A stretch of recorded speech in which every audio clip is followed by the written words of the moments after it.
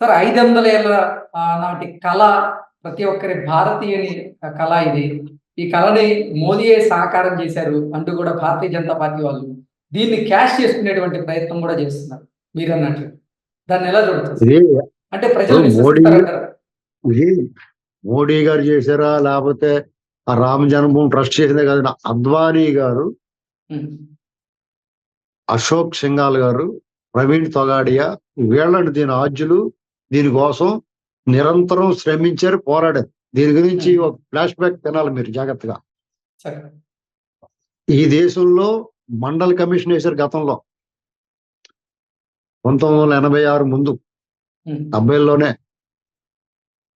వేసినప్పుడు రాజీవ్ గాంధీ గారు 84, ఇందిరాగాంధీ గారు చనిపోయిన తర్వాత రాజీవ్ గాంధీ గారు ప్రధానమంత్రి అయిన తర్వాత మండల్ కమిషన్ ఆ రిపోర్ట్ ఇచ్చింది.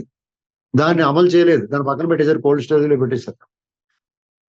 ఇందిరాగాంధీ గారు 89కి వచ్చాడు. బిపి సింగ్ గారు, ఎన్టీ రామారావు గారు చైర్మన్ గా నేషనల్ ఫ్రంట్ ఏర్పడింది. హ్మ్. అందులో అన్ని పార్టీలు ఉన్నాయి, బీజేపీ ఉంది, కమ్యూనిస్టులు కూడా ఉన్నారు. తెలుసా మీకు? కమ్యూనిస్టులు బీజేపీ కలిపి అప్పుడు బీజేపీ నేషనల్ ఫ్రంట్ లో వాళ్ళు కూడా ఉన్నారు. హ్మ్. వీపీసీ అప్పుడు తెలుగుదేశం పార్టీ ఇక్కడ ఓడిపోయింది ఆంధ్రప్రదేశ్ లో 89లో. ఎంపీలు తక్కువ వచ్చినాయి కాబట్టి వాళ్ళకి అవకాశం రాలేదు. అయినా సరే ఎన్టీ రామారావు గారు చైర్మన్ గారు, వీపీ సింగ్ ప్రైమ్ మినిస్టర్ అయ్యారు. హ్మ్. వాళ్ళు ఏం చేశారంటే మండల కమిషన్ సిఫార్సులు అమలు చేశారు. బీసీలకి రాజ్యాధికారం దక్కడం కానీ, రిజర్వేషన్ రావడం కారణం ఇవాళ చూడండి. పంచాయతీ సర్పంచులు, జడ్పీటీసీలు, ఎంపీటీసీలు బీసీలకు రిజర్వ్ అయి ఉన్నాయి. స్థానిక సంస్థల్లో అన్నట్లో చూసుకోండి కావాలితే. కార్పొరేషన్లో జడ్పీ చైర్మన్లు ఇలాంటివన్నీ అవుతా ఉన్నారు.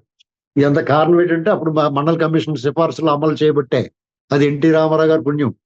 వాళ్ళ నేషనల్ ఫ్రంట్ చైర్మన్ గా హామీ ఇచ్చాడైనా, హామీ నెరవేర్చాడైనా పిపి సింగ్ గారు ప్రధానమంత్రిగా ఉండగా. అలాగే దేవిలాల్ గారు డిప్యూటీ ప్రైమ్ మినిస్టర్ గా ఉండి కూడా ఆయన అప్పట్లోనే రుణమాఫీ చేశారు. చనిపోయిన వాళ్ళ రుణాలు కానీ 10,000 లోపు రుణాలన్నీ ఎత్తి పడేశారు. అప్పుడు 10,000 ఎక్కువ 89లో. కాబట్టి అప్పుడు బీజేపీ ఏం చేసిందంటే ఈ నేషనల్ ఫ్రంట్ ఈ దేవిలాల్ వాళ్ళేమో రైతులకి, వీళ్ళేమో వెనకబడిన తరగతులకి ఇలాంటి మంచి మేళ్లు చేస్తున్నారు, మన పని ఏమైపోతారో వావుని బీజేపీ ఏం చేసింది, వాళ్ళకి ఒక ఎజెండా ఉండాలి కదా అని ఈ రామ జన్మభూమి ఎత్తుకున్నారు వాళ్ళు. అసలు రాజీవ్ గాంధీ గారు ఆ తలుపులే తెరిచి ఒకసారి వదిలేడు అందరు లోపలికి అందులోకి. అలాంటిది ఈ రామ జన్మభూమి మంచి కలిసి వచ్చిన అంశం అని చెప్పి రామ జన్మభూమి, రామ మందిర నిర్మాణం అనేటువంటి రథయాత్ర మొదలెట్టాడు. అప్పట్లో లలూ ప్రసాద్ యాదవ్ ఇలాంటి వాళ్ళు అందరూ అబ్జెక్ట్ చేశారు. సెన్సిటివ్ గా ఉన్నది సున్నితత్వం, ఈ దేశంలో ఉద్రిక్తలు పెరుగుతాయని చెప్పేసి ఎన్టీ రామారావు గారు హితవు చెప్పాడు నేషనల్ ఫ్రంట్ చైర్మన్ గా. చాలా మంది ఆర్తోళ్ళు ఎన్టీ రామారావు అడ్డుకున్నాడని చెప్పేసి పిచ్చిపోతలు కోతున్నారు. ఎన్టీ రామారావు గారు అప్పుడు కాషాయాంబరధారి, అతను వామపక్ష భావజాలం ఉన్న రైటిస్ట్. అర్థమైంది మీకు? అతను అసలు సిసలు సెక్యులరిజం పాటించిన వ్యక్తి, పరమత సహనం ఉన్నవాడు. అలాగే ఆ హైందవ ధర్మాన్ని, మత విశ్వాసాలు పూర్తిగా పాటించే వ్యక్తి. ఈ విషయాలు పూర్తిగా తెలియకుండా ఇప్పుడు ఈ నార్త్ ఆ చపాతీ బ్యాచ్ అంతా కూడా ఆయన మీద విషయం చెబుతున్నారు. అర్థమైందా? ఎన్టీ రామారావు గారు వాళ్ళ అద్వానీ గారిని నేషనల్ ఫ్రంట్ చైర్మన్ గా ఈ దేశంలో ఉద్రిక్తతలో పెరగకుండా ఉండాలి, మీరు ఈ రథయాత్ర విషయంలో పునరాలోచించడం చెప్పాడు అంతే. కానీ అద్వానీ గారిని పూర్తిగా ఆహ్వానించాడు, ఆయన స్వాగతించాడు, ఆయనతో మాట్లాడాడు. ఆయన అప్పుడు గవర్నమెంట్ ఇక్కడ ఎవరు ఉన్నారు? కాంగ్రెస్ గవర్నమెంట్ ఉంది ఇక్కడ. అద్వానీ గారు రథయాత్ర సక్రమంగా సాగింది ఆంధ్రప్రదేశ్ లో. నేను వెళ్ళాను ఆ రథయాత్రలో పాల్గొన్నాను, నేను రాయమండ్రిలో. తర్వాత అద్వానీ గారిని అక్కడ ఆపారు. లలూ ప్రసాద్ యాదవ్ గారు, ములాయం సింగ్ గారు ఆపగానే అక్కడ ఆపాను, అరెస్ట్ చేయగానే ఉపసంహరించుకున్నారు. ప్రభుత్వం కూలిపోయింది. తర్వాత ఎలక్షన్ వచ్చింది, రాజీవ్ గాంధీ గారు చనిపోయాడు. ఇదంతా పివి నరసింహ గారు ప్రైమ్ మినిస్టర్ అయ్యాడు. తర్వాత 92లో రామ మందిరం మసీద్ కోలుగొట్టి రామ మందిరానికి ఆ గొడవలన్నీ అయిపోయింది. ఇది అద్వానీ గారు రథయాత్రికుడు, అతనిది కళ. ఇవాళ ఆయన జీవించే ఉన్నాడు, ఎక్కడ కనపడలేదు. మరి అక్కడ మరి ఏ రకంగా దీన్ని చూడాలి, తీసుకోవాలి చెప్పండి. అంటే అద్వానీ గారు కూడా రామ మందిరం ట్రస్ట్ వాళ్ళు ఇన్విటేషన్ ఇవ్వలేదంటారా? మరి ఇచ్చారో ఇవ్వలేదో తెలియదండి, ఏం జరిగిందో తెలియదు. ఆయన కనపడాలి కదా. ఆయన బీజేపీలో ఆయన పాత్ర ఏంటి?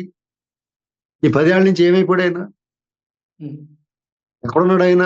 మీరు ఒకటి గుర్తుపెట్టుకోండి, భీష్ముడు లేని భారతం లేదు. అద్వానీ గారి నామస్మరణ ఆయన లేని బీజేపీ లేదు. ఓకే. మిగతా వాళ్ళందరూ కూడా గాలికి వచ్చిన వాళ్ళు గాలికి పోతారు. హ్మ్. తాత్కాలిక అందలం ఎక్కొచ్చు, కానీ పాపం అది. ఇంకొకటి పళ్ళెల్లో తీసుకుని లాక్కు తెలియటం అన్నమాట. హ్మ్.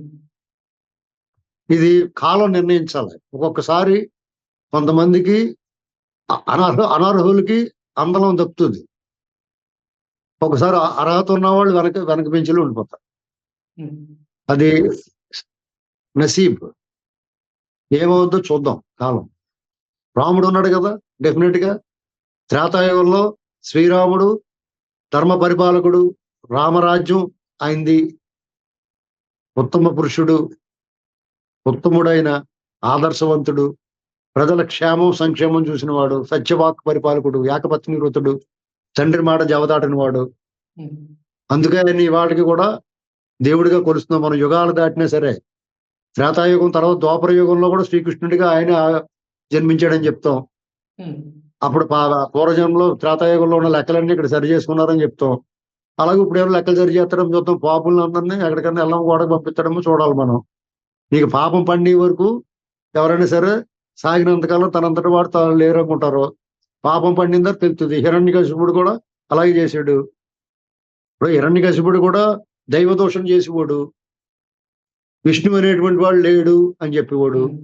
అవును. ఎక్కడున్నాడో చూపించంటే ఆ స్తంభంలో ఉన్నాడంటే స్తంభాన్ని బద్దలు కొట్టగానే అందులో వచ్చేసాడు నరసింహుడు అవతారం. అలాగే ఎప్పుడోకప్పుడు ఎవడో ఒకటి ఏదో అవతారం ఎత్తాడు భగవంతుడు అవసరమైనప్పుడు. హ్మ్. మనకు ఆ నమ్మకం ఉంది. ఆ మైథాలజీ హిందూ ధర్మంలో మనకు ఆ నమ్మకాలు ఉన్నాయి. అందుకనే ధర్మాన్ని కాపాడండి, ధర్మమే మిమ్మల్ని కాపాడుతుందని చెప్తారు. అలాగే కర్మ సిద్ధాంతం ఉంది. నువ్వేమి ఇచ్చేవో అదే వస్తుంది నీకు. డెఫినెట్ గా జరుగుతుంది. మోడీ గారు ఇప్పుడు అద్వానీ గారు ఏదైతే ఫేస్ చేశారో అనుభవించారో, రేపు మోడీ గారు అనుభవించడానికి గ్యారంటీ ఏముంది? ఓకే. రేపొద్దున నితిన్ గడ్కరీ లేకపోతే యోగి గారు ప్రధానమంత్రి అయిపోయి ఇతను ఎవరయ్యా నువ్వు అని అనొచ్చు. హ్మ్. అంత అనొచ్చు కదా, ప్రాధాన్యత ఇవ్వకపోవచ్చు అంటారా? ఏమైనా అనొచ్చు కదా, ఏమైనా జరగచ్చు కదా. హ్మ్. కాబట్టి అందుకనే పెద్దలను గౌరవించాలి. ఆ బీజేపీలో కూడా చాలా మంది కొత్త కొత్తలు ఆడిపోతా ఉన్నారు. దీని వ్యవహారం ప్రస్తుతానికి అయితే ఇవాళ రాముడి విషయంలో ఎవరికి రెండో మాట లేదు. హ్మ్. శ్రీరామనామం మనందరికీ తారక మంత్రం. డెఫినెట్ గా శ్రీరాముడు లేని గ్రామాలు ఉండవు, ఊళ్ళు ఉండవు, వీధులు ఉండవు. మనందరం కూడా శ్రీరాముడు మనందరికీ మన జీవితంలో భాగం. హ్మ్. అలాగే ఆంజనేయ స్వామిని మన ధైర్యం కోసం ఆంజనేయ స్వామిని తలుచుకుంటాం మనం, ప్రతి హిందువు కూడా. కాబట్టి మన కొత్తగా ఏమీ మన సెపరేట్ ఏమి లేదు. కానీ ఇవాళ సంబరం జరుగుతుంది కాబట్టి ఆనందిస్తాం.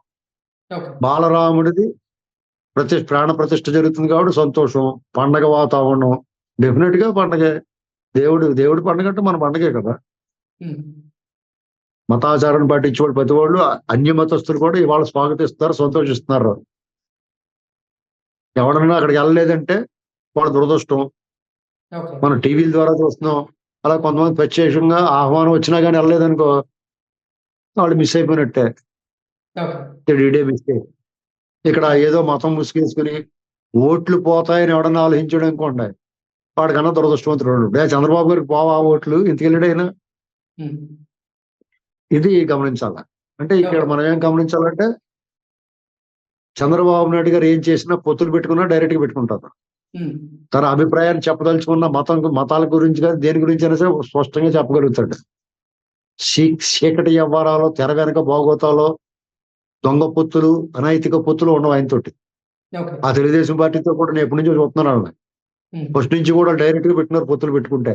సంజయ్ విచారం మంచి ఓట్లతో సంబంధం లేదు, ఓట్లు వస్తాయా రావాలి లేకుండా వాళ్ళతో పెట్టి కలిసి వచ్చి వాళ్ళందరూ కలుపుకుని వెళ్దాం అనుకుంటారు.